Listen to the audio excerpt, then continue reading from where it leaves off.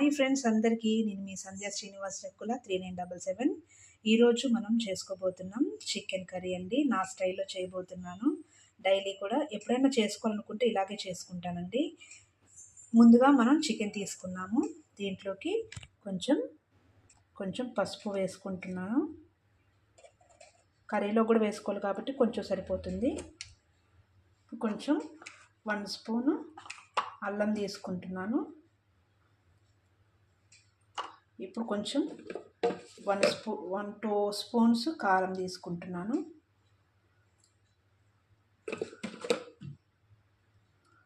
Two spoons కారం, 1 spoon salt, తర్వాత కొంచెం ధనియాల పౌడర్ ముక్కలకు పట్టడానికి ఇవన్నీ వేసుకుంటున్నాను.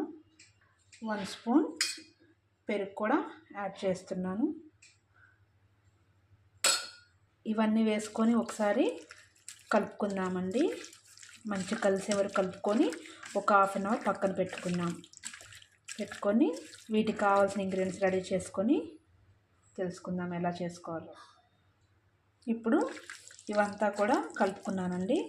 ఇలా కలుపుకొని ఒక ½ అవర్ పక్కన పెట్టుకుందాం. ఇప్పుడు మనకి చికెన్కి కావాల్సిన ఇంగ్రీడియంట్స్ రెడీ అయిపోయాయండి. నేను ఒక 2 టమాటోస్ని ప్యూరీ చేసి పక్కన పెట్టుకున్నాను. కొంచెం కొత్తిమీర, పచ్చిమిర్చి, 2 ఆనియన్స్ తీసుకున్నాను. తర్వాత కొంచెం పుదీనా, ఒక రెమ్మ కరివేపాకు. వీటితో మనం చికెన్ కర్రీ ఎలా ప్రిపేర్ చేసుకోవాలో తెలుసుకుందాం. ముందుగా స్టవ్ వెలిగించుకుంటున్నానండి. ఇప్పుడు ప్యాన్ పెట్టేసుకున్నాను. ఇప్పుడు ఒక 3 స్పూన్స్ ఆయిల్ వేసుకుంటున్నాను.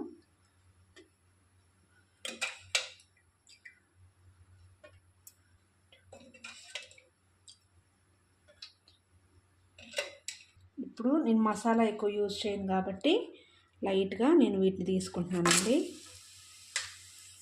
ఇప్పుడు ఆనియన్స్ వేసుకుందాం. ఇప్పుడు కొంచెం ముందుగా కట్ చేసి పెట్టుకున్న మన పచ్చిమిర్చి, ఇప్పుడు కొంచెం పసుపు, ఇందాకలో వేసుకున్నాం కదా చికెన్లోకి. ఇప్పుడు కొంచెం పసుపు వేసుకుంటున్నాను. ఆల్రెడీ 1 స్పూన్ మనం చికెన్లో వేసుకున్నాం కదండి.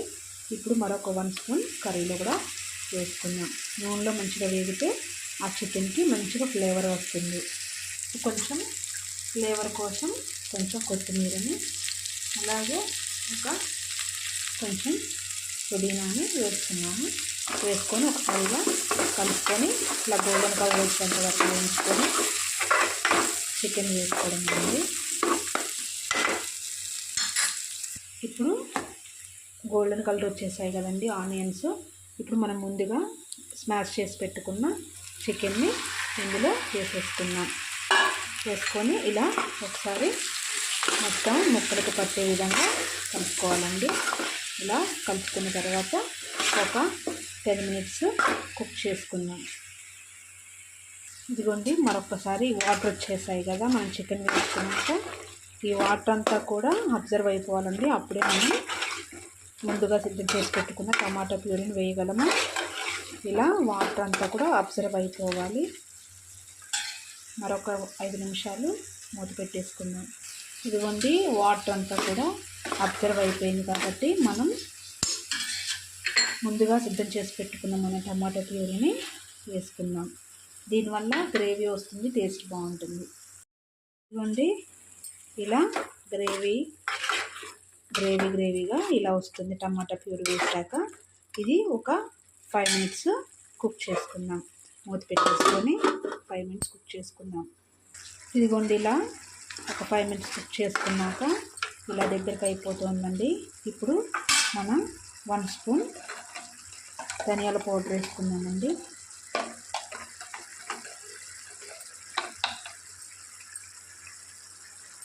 వేసేసుకొని ముందుగా సిద్ధం చేసి పెట్టుకున్న కొత్తిమీర కూడా ఇప్పుడే వేసేసుకోవాలి.